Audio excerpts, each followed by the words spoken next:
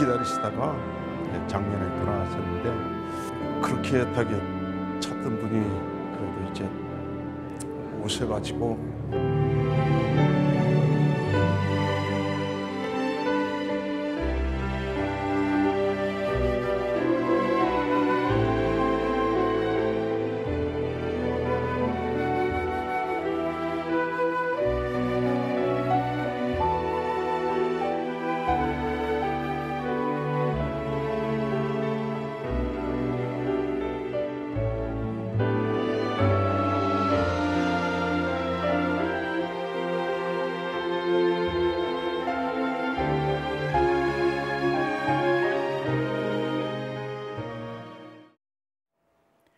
올해는 제주 4.3 사건 발생 70년이 되는 해입니다.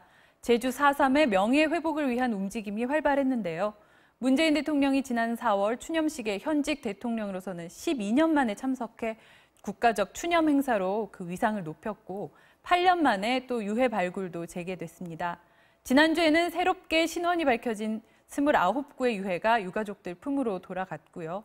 오늘부터 제주 4.3 수형인들의 재심 재판도 시작됩니다. 제주 4.3 70주년 범국민위원회 정연순 상임공동대표 모시고 끝나지 않은 이야기 들어보겠습니다. 대표님 어서 오세요. 네, 안녕하십니까. 네, 그 70년의 세월이 흘렀지만 이 제주 4.3은 우리 현대사에서 어찌 보면 약간 금기되는 이런 영역으로 좀 됐던 측면이 있는 것 같아요. 그래서 많은 분들이 또 자세한 내용을 모르고 계신 분들도 많으실 것 같은데 좀 말씀 부탁드립니다. 이 제주 4.3은 그 짧은 시기에 일어난 사건은 아니고요. 네. 한 7년 7개월 정도 보고 있습니다. 아시다시피 해방 이후에 제주도는 일제 치하의 그 탄압을 피해서 일본 등으로 망명 갔던 제주도민들과 자주 독립을 꿈꾸는 제주도민들이 자치 조직을 만들고 네. 새로운 사회를 만들려고 많이 노력을 하던 시기였는데요. 네. 그런 시기에 이제 그 친일 경찰들과의 갈등 이런 것들이 불거지면서 네.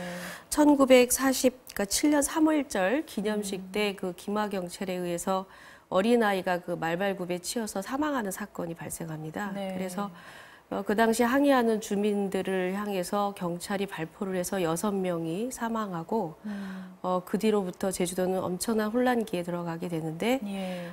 서북청년단과 경찰에 항의하는 주민들의 저항투쟁 그리고 그 다음에 남한의 단독선거, 단독정부 수립에 반대하는 그 남로당의 무장봉기 등이 이어지면서 네네. 무장대와 토벌대의 그 죽고 죽이는 학살의 현장이 계속 벌어지게 되면서 1954년 네. 9월에 이르러서야 한라산의 금종령이 풀려서 모든 사건이 종결된 것으로 저희가 하는데 그 7년 사이에 일어난 네. 주민들에 대한 대량 학살, 진압, 피해 이런 것들을 통틀어서 저희가 제주 4.3 사건이라고 부릅니다. 네, 저는 그 2013년에 개봉했던 지슬이라는 영화가 네. 있었습니다. 예, 그 영화를 보고 개인적으로는 참 이 4.3의 비극이 더 마음 깊이 다가왔었는데 마을 하나가 뭐 통째로 다 그냥 사라지는 그런 학살이 이뤄지고 또 제주도민 분들의 10분의 1 정도가 그 당시에 이제 피해를 당하셨다 이런 또 얘기도 나오고 있는데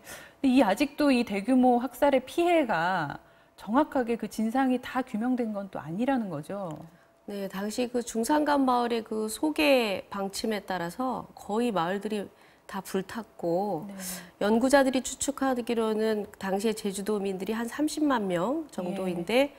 한 2만 5천 명에서 3만 명 정도가 희생된 사건으로 보고 있습니다. 네. 그런데 제주 4.3 진상규명위원회에 신고된 지금 희생자 수는 15,000명이 좀 안 되거든요. 네. 그러니까 아직도 그 많은 분들이 실제로 뭐 바닷가에도 수장되고 땅에 안매장도 되고 그랬는데 정확한 희생자의 규모나 신원들을 파악을 지금 못하고 있다 이렇게 볼 수가 있겠습니다.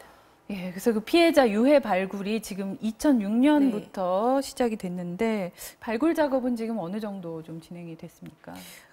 지금 4차례 그리고 올해까지 지금 5차례 발굴 작업이 이루어졌는데요. 네. 2007년과 2008년에 한 400여 구의 유해 발굴이 되었습니다. 네. 그리고 잠시 동안 중단됐다가 지금 아까 그 방송에 나온 것처럼 네네. 이번에 다시 이제 유해 발굴과 신원 확인 작업이 다시 재개되었습니다. 예. 근데 그 발굴된 유골 가운데는 이제 영유아들의 정말 갓난아기, 네. 그 이빨이 아직 나지도 않은 그런 유골들도 있다라는 기사를 제가 봤어요. 참 마음이 아팠는데 그 정도로 당시 상황이 처참했다 이런 걸 보여주는 것 같습니다. 네, 그 당시에는 그 뭐 무장대와 뭐 토벌대뿐만 아니라 가장 많은 수의 희생자들이 오히려 주민들, 그 중에서 네. 여성, 노인, 아동들이었습니다. 네. 그래서 이제 지난주에 그렇게 발굴된 유해 가운데 29구의 유해가 가족들의 품으로 지금 돌아간 건데요. 이 유해가 2007년부터 2009년 사이에 발굴된 유해라고 하는데 그러면 지금 뭐 어림잡아서 한 10년? 이렇게 신원을 밝히는데 이렇게 10년이라는 긴 시간이 걸린 이유는 뭔가요? 그게 좀 저희가 안타까운데 예. 사실은 그때 유해를 발굴해 놓고도 이명박 정부 중반기부터 이 유전자 감식을 하면 일단은 유족들의 이제 체열, 네. DNA를 또 수집을 해야 되고요. 예, 그래서 유족들이 본인들이 이제 신고도 하고 체열 작업에 동의도 해야 되고 비용이 발생하겠네요. 많이 드는데 이걸 이제 국비로 예, 예. 지원을 해서 그전에는 진행을 했었습니다. 네. 그런데 이명박 정부 들어서서 이제 국비 지원이 완전히 끊겨서 지금 올해 전까지 네. 국비 지원이 없었습니다. 그래서 신원 확인 작업이 완전히 중단됐다가 예. 올해 들어서 다시 지금 국비 지원으로 신원 확인 작업을 재개하고 있는 상황입니다. 예. 아직도 발굴해야 될 유해도 많은 상황인 거죠. 어느 정도 지금 추정하고 계십니까? 지금 사실은 제주도에 우리가 명승지라고 하는 곳은 거의가 다 학살의 현장이다 이렇게 할 정도로 그런가요? 뭐 정광폭포라든지 여러 군데에서 다 뭐 수장도 되고 네. 뭐 흙에 묻히고 하고 했는데요. 가장 많은 시신이 지금 안매장되었다라고 하는 데가 제주공항입니다. 그래서 지난번에도 크게 두 군데에서 지금 제주공항에서 약 400여 구 가까운 유해가 네네. 발굴이 됐는데 여전히 제주공항, 활주로나 이런 부분에 유해가 있을 것이라고 추측을 하고 있고 네. 올해 이제 다시 5군데 정도 주민들의 증언이라든지 생존자들의 증언을 토대로 해서 유해 발굴지를 선정해서 네. 발굴 작업을 하고 있습니다. 예, 그리고 또 오늘이 조금 특별한 날인 게 그 제주 4.3 당시 군법회의에서 네. 그냥 억울하게 옥살이를 하셨던 분들 18분께서 재심을 청구를 네네. 하셔서 이게 이제 오늘부터 본격적으로 심리가 그렇습니다. 들어가는 날이더라고요. 근데 이분들이 다 막 97 되신 할머니도 계시고 네. 대부분 이렇게 고령자 분들이신데 어떻게 좀 이번에는 좀 제대로 이게 바로잡힐 수 있을까요? 예.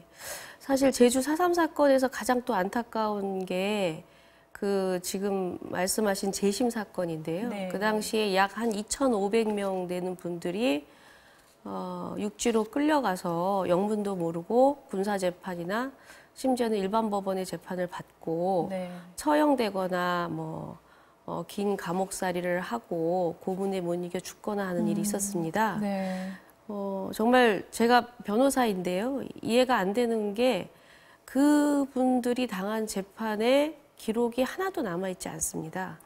네, 다만 징역형을 살았다는 수형인 네. 명부만 남아있고 본인들의 증언만 남아있는 상태인데요. 원래 이제 이런 군사재판의 예. 기록은 보존하도록 되어 네, 있는데 네. 기록이 없어서 이분들의 억울함을 풀어드릴 방법이 사실 없었습니다. 그러다가 차후에 그 기록을 없앴다고 봐야 될까요?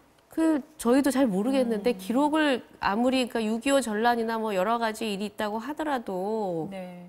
그런 형사 기록이 그렇죠. 없어지는 일은 없다고 봐야 되거든요. 네. 그래서 일종의 그 당시에 졸속 재판 그냥 이렇게 끌고 가서 그냥 형을 선고하고 네.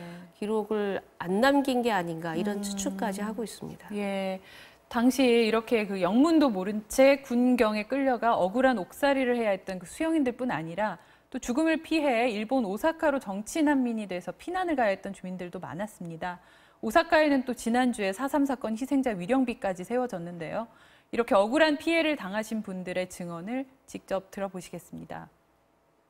밭에 나가고 집에서 뭐 밥이나 하고 하다 살다가 그런 꼴을 다 변호사도 없고 뭐 판사가 어디 분간도 못하고 그렇게 해가지고 재판 받는다는 그런 말은 했는데 언도도 안 받고 구형 뭐 그런 것도 없고. 산에 올라가니까 폭도 가족이 돼버린 거예요. 우리가 빨갱이라고. 사삼도 사상 얘기니까 함부로 입 밖에 못 내놓거든요. 하리가레데 와시노 우대오 텐전 쓰러기야. 쓰다도 쓰다다 깼다는 마다 마시하네. 시다데 힙벌. 17살 때까지는 그 도민증도 안 해주고 그래서 군대도 못 갈 걸로 봤는데 저 그래도 해병대 갔다 왔습니다. 네, 이렇게 이 수많은 희생자들의 또 지금 이제 살아계신 분들 명예 회복을 위해서는 좀 특별법이 좀 마련이 돼야 되겠다 이런 얘기가 많이 나오고 있어요. 좀 어떻게 진행되고 있습니까?